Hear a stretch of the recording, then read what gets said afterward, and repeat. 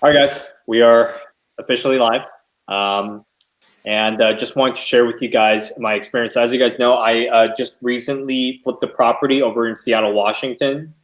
We ended up purchasing the property, so we'll talk about the source. The source of it is Craigslist. I was just looking on Craigslist. There are actually a lot of great deals on Craigslist. A lot of people who don't really know real estate and everything, they just want to sell it and do a for sale by owner and save money. And I found a guy who he just didn't want to use an agent, and he wanted to just sell it to somebody, and had this property that his mother owned, but ended up giving to him to kind of take care of for the sale. And I saw it.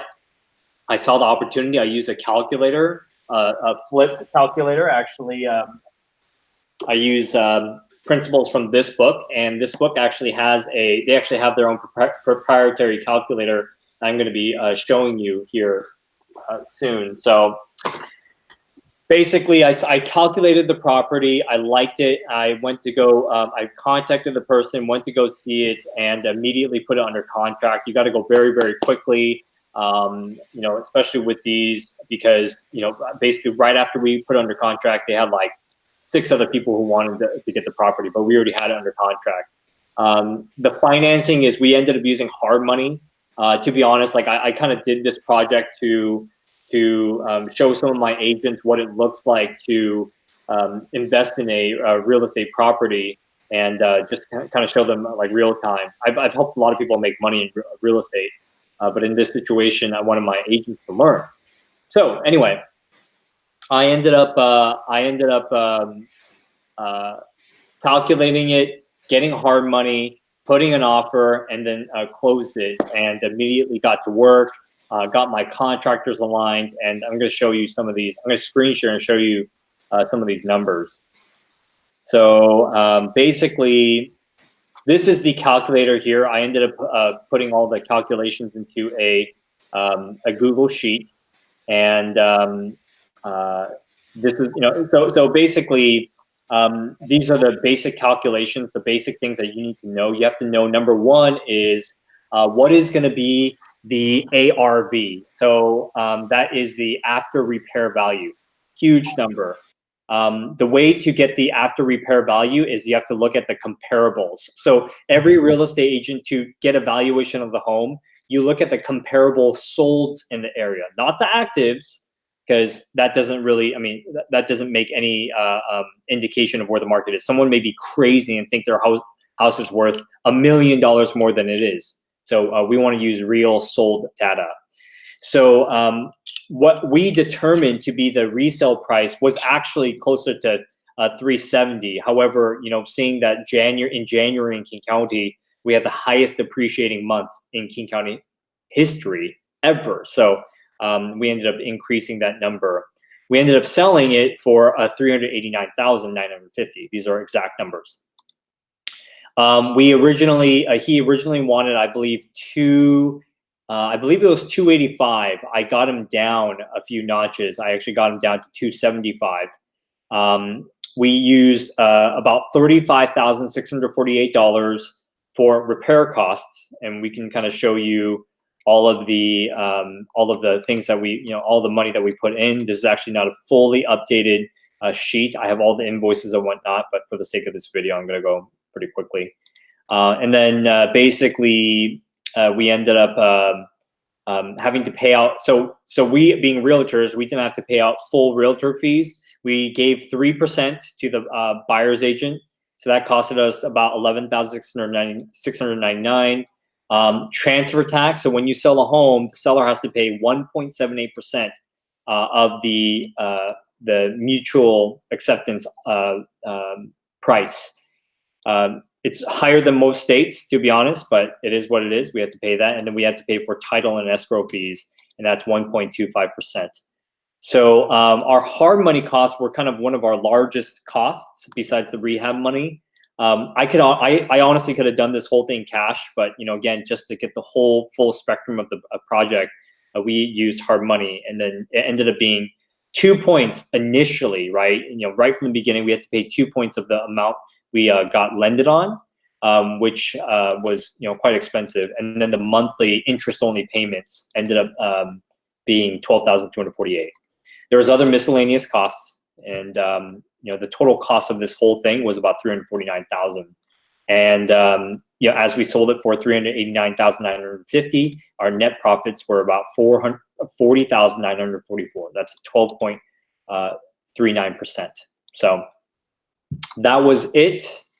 It was overall it was a pretty good project. And every flip project and opportunity, there's a lot of things that happen, but us, to be honest, we're pros at this. There's nothing that can surprise us.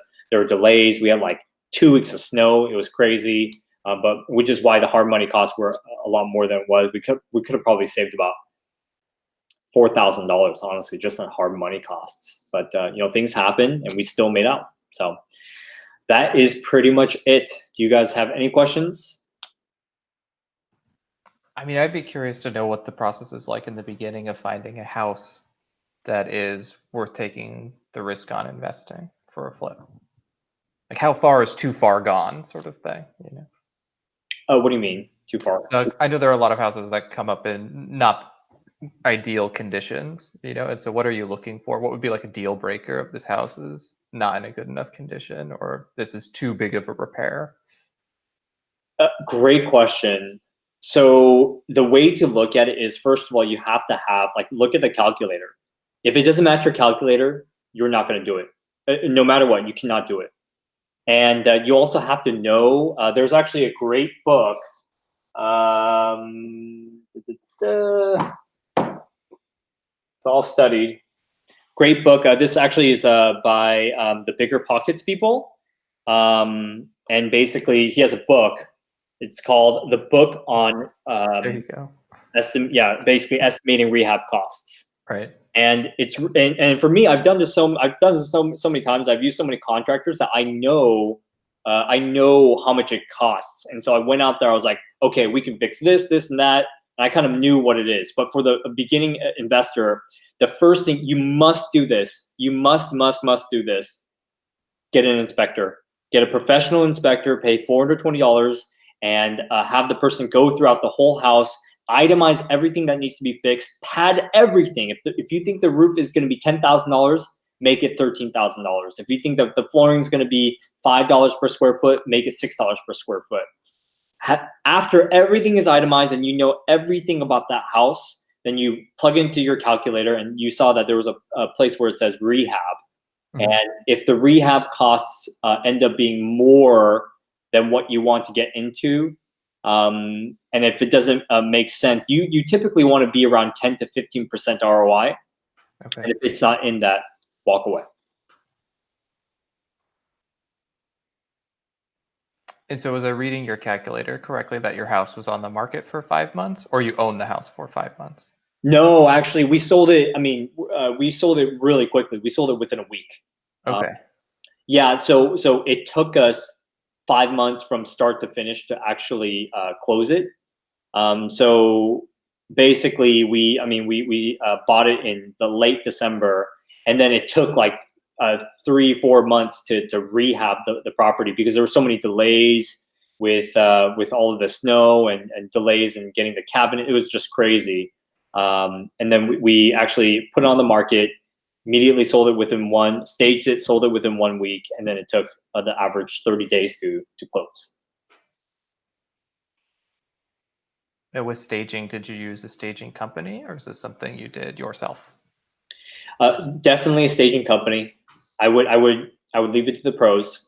I'm just a real estate person, and there are people who do this for a living. Fortunately, we have connections and with some staging companies that can do a really good job for a cheap price, and we rather just use vendors. So. Right. And so for someone who isn't a real estate agent and doesn't have a background in these connections, how would you recommend they start getting into this? I know you showed 2 books, Flip and the Rehab book. Is that the best way to get started, or are there other ways that you would recommend people who might be interested in this to get started?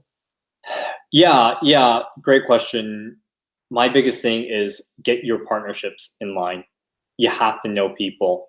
So what I would suggest is, build your little team. You need to have a great contractor. You have to have multiple contractors, multiple handymen. Talk to some plumbers. Honestly, a good real estate agent is really key because they're already going to have all those people for you. They could actually help you find the deals and get the contractors and do all of those things. Um, get your hard money lending team or private money lending team. You just got to get the right team around you. And I would honestly, for your first one or two, partner up. Partner up with someone who has done this before. I believe in the law of discipleship and wisdom and mentorship. So even if you have to give half of your revenue, it's better to go with someone who's a lot more seasoned to help baby step you into success in the real estate arena.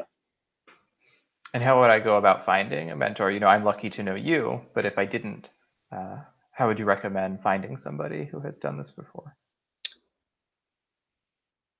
Well, that would, honestly, a lot of it is networking. We all know somebody. We know somebody who knows somebody. That's the best way to network. One of my best lines is honestly, I ask. So I have my VIPs. I call them my VIPs. So VIPs are people who are like vendors, right? So my dentist, for example, is a VIP, Mr. Farrick, right? So or Dr. Farrick. So Dr. Farrick, I ask him, hey, Dr. Farrick, who is your go-to